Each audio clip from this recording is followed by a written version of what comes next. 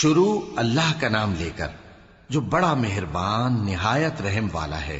کاف ہا یا عین صاد، یہ تمہارے پروردگار کی مہربانی کا بیان ہے جو اس نے اپنے بندے زکریا پر کی تھی جب انہوں نے اپنے پروردگار کو دبی آواز سے پکارا اور کہا کہ اے میرے پروردگار، میری ہڈیاں بڑھاپے کے سبب کمزور ہو گئی ہیں اور سر سفید بالوں کی وجہ سے چمکنے لگا ہے، اور اے میرے پروردگار، میں تجھ سے مانگ کر کبھی محروم نہیں رہا، اور میں اپنے بعد اپنے بھائی بندوں سے ڈرتا ہوں، اور میری بیوی بانجھ ہے، پھر بھی مجھے اپنے پاس سے ایک وارث عطا فرما جو میری اور اولاد یعقوب کی میراث کا مالک ہو، اور اے میرے پروردگار اس کو خوش اخلاق بنائیو۔ فرمایا اے زکریا، ہم تم کو ایک لڑکے کی بشارت دیتے ہیں جس کا نام یحییٰ ہوگا، اس سے پہلے ہم نے اس نام کا کوئی شخص پیدا نہیں کیا۔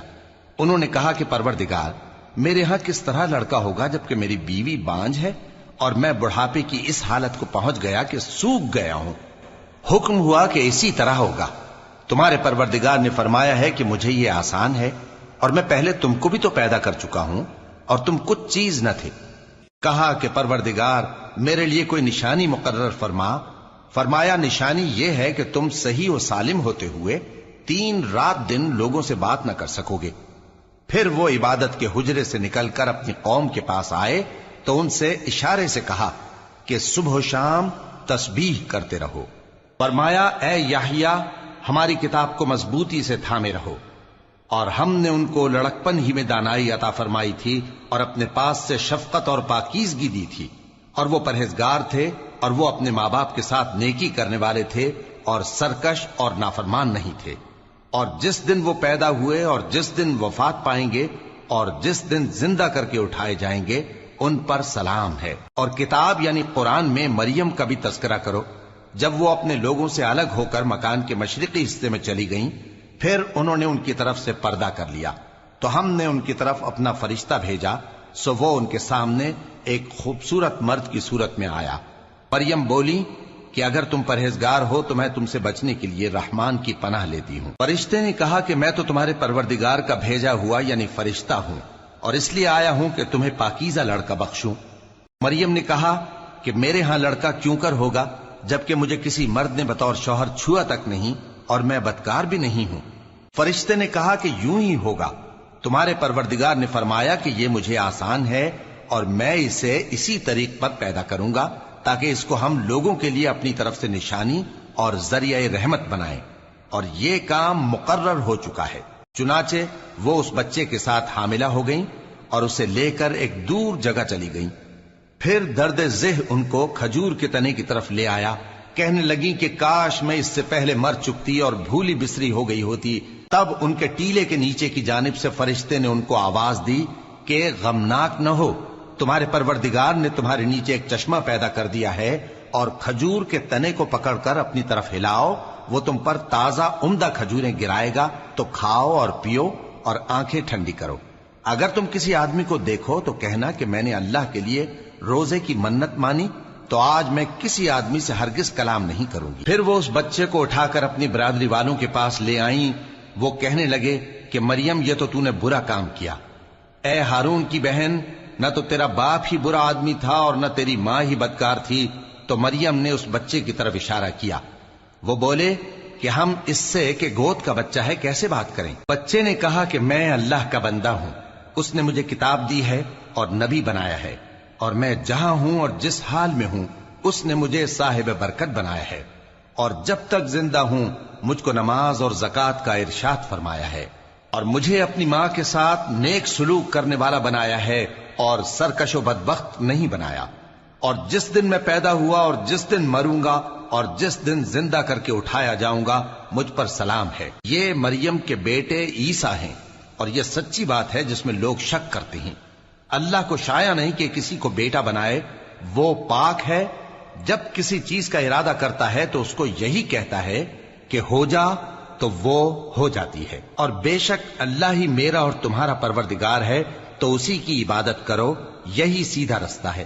پھر اہل کتاب کے فرقوں نے باہم اختلاف کیا، سو جو لوگ کافر ہوئے ہیں ان کو بڑے دن یعنی قیامت کے روز حاضر ہونے سے خرابی ہے۔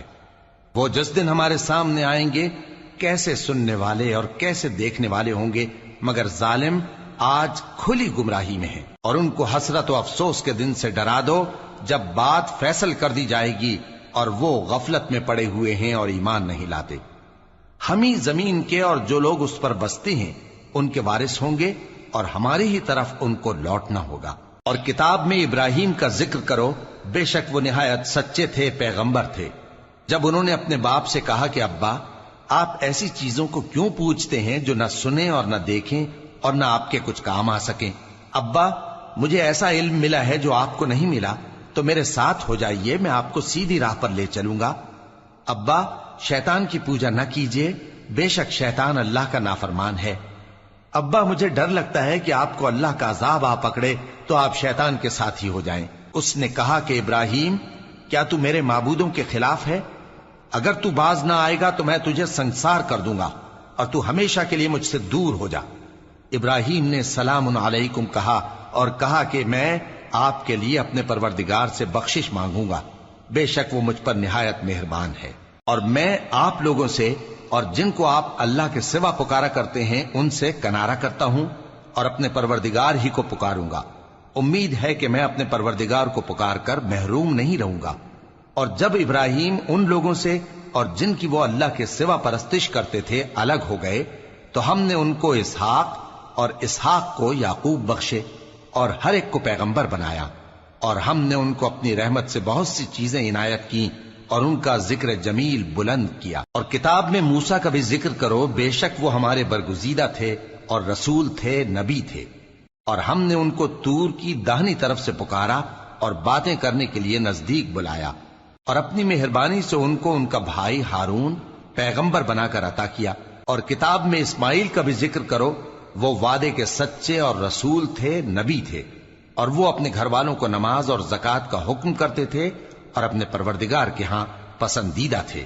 اور کتاب میں ادریس کا بھی ذکر کرو، وہ بھی نہایت سچے تھے، نبی تھے، اور ہم نے ان کو اونچی جگہ اٹھا لیا تھا۔ یہ وہ لوگ ہیں جن پر اللہ نے اپنے پیغمبروں میں سے فضل کیا، یعنی اولاد آدم میں سے، اور ان لوگوں میں سے جن کو ہم نے نوح کے ساتھ کشتی میں سوار کیا، اور ابراہیم اور یعقوب کی اولاد میں سے، اور ان لوگوں میں سے جن کو ہم نے ہدایت دی اور جنہیں برگزیدہ کیا۔ جب ان کے سامنے ہماری آیتیں پڑھی جاتی تھیں تو سجدے میں گر پڑتے اور روتے رہتے تھے۔ پھر ان کے بعد چند ناخلف ان کے جانشیں ہوئے جنہوں نے نماز کو ضائع کر دیا اور خواہشات نفسانی کے پیچھے لگ گئے، سو ان قریب ان کو گمراہی کی سزا ملے گی۔ ہاں، جس نے توبہ کی اور ایمان لایا اور عمل نیک کیے تو ایسے لوگ بہشت میں داخل ہوں گے اور ان کا ذرا نقصان نہ کیا جائے گا، یعنی ہمیشہ کی بہشتوں میں جس کا اللہ نے اپنے بندوں سے وعدہ کیا ہے کہ جو ان کی آنکھوں سے پوشیدہ ہے۔ بے شک اس کا وعدہ نیکوکاروں کے سامنے آنے والا ہے، وہ اس میں سلام کے سوا کوئی بیہودہ کلام نہ سنیں گے اور ان کو صبح و شام کھانا ملے گا۔ یہی وہ جنت ہے جس کا ہم اپنے بندوں میں سے ایسے شخص کو مالک بنائیں گے جو پرہیزگار ہوگا۔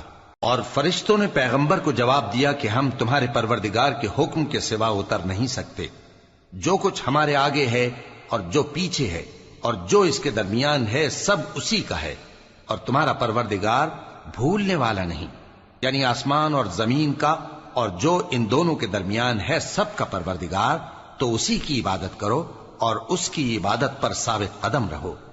بھلا تم کوئی اس کا ہم نام جانتے ہو؟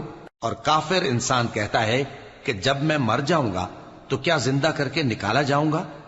کیا ایسا انسان یاد نہیں کرتا کہ ہم نے اس کو پہلے بھی تو پیدا کیا تھا جبکہ وہ کچھ بھی چیز نہ تھا؟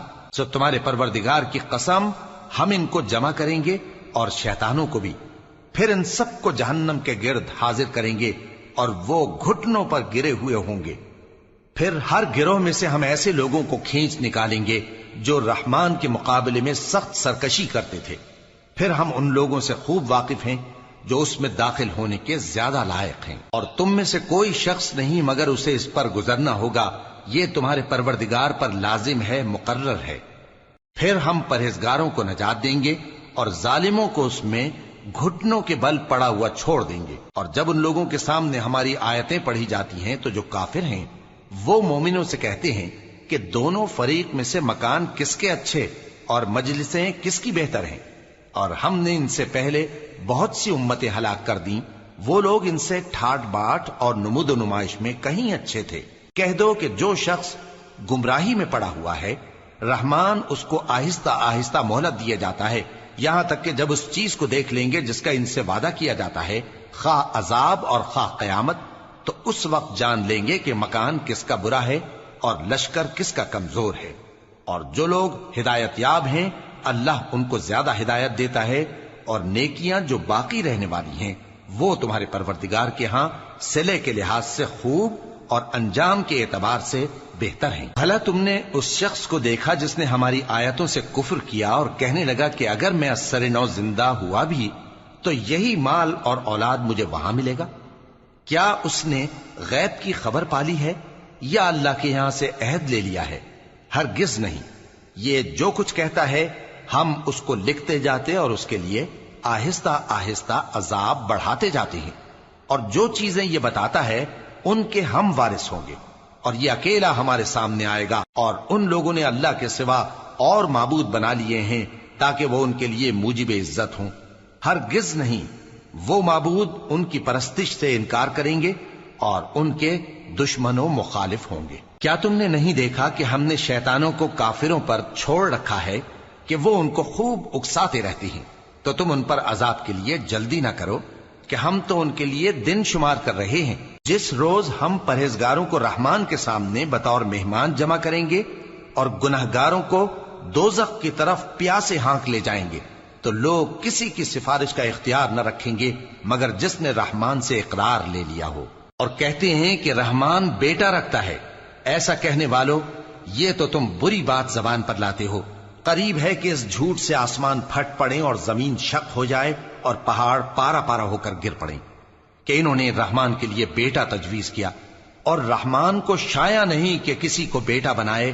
ہر شخص جو آسمانوں اور زمین میں ہے رحمان کے روبرو بطور بندہ ہی آئے گا۔ اس نے ان سب کو اپنے علم سے گھیر رکھا اور ایک ایک کو شمار کر رکھا ہے، اور یہ سب قیامت کے دن اس کے سامنے اکیلے اکیلے حاضر ہوں گے۔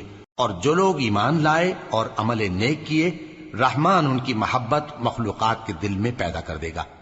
اے پیغمبر صلی اللہ علیہ وآلہ وسلم، ہم نے یہ قرآن تمہاری زبان میں آسان بنا کر نازل کیا ہے تاکہ تم اس سے پرہیزگاروں کو خوشخبری پہنچا دو اور جھگڑالوؤں کو ڈر سنا دو، اور ہم نے ان سے پہلے بہت سے گروہوں کو ہلاک کر دیا ہے۔ بھلا تم ان میں سے کسی کو دیکھتے ہو یا کہیں ان کی بھنک سنتے ہو؟